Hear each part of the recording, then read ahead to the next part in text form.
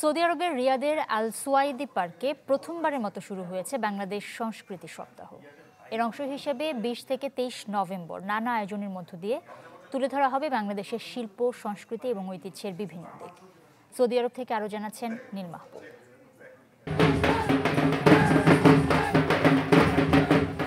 আরব্য রজনীর গল্পে আলো ঝলমলে এক বাংলাদেশ।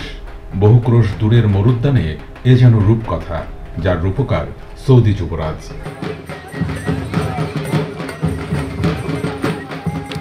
রক্ষণশীলতার ঘেরাটপ থেকে বেরিয়ে উদ্দেশ্য সৌহার্দ্য আর সম্প্রীতির মেলবন্ধন, আর তাই এই সংস্কৃতির বিনিময়। গ্লোবাল হারমোনি শীর্ষক যে আয়োজনের উদ্যোগ সৌদির মিনিস্ট্রি অফ মিডিয়ার।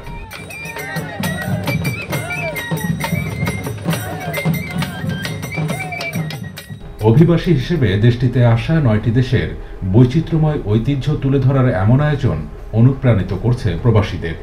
বাংলাদেশিরা বলছেন, দেশ থেকে বহুদূরে দেশের সংস্কৃতিতে ভাসবার এমন অনুভূতি ভাষাহীন সুন্দর।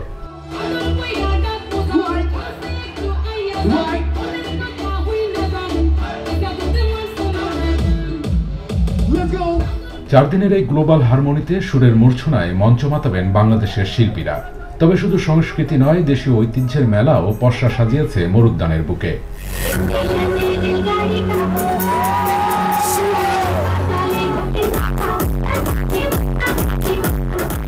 ১২ অক্টোবর শুরু হওয়া ৪৫ দিনের এই আয়োজন শেষ হবে ৩০ নভেম্বর।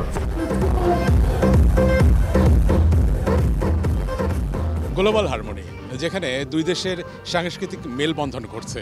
একটি হচ্ছে মরুদ্দেশ এবং আরেকটি হচ্ছে লাল সবুজের বাংলাদেশ।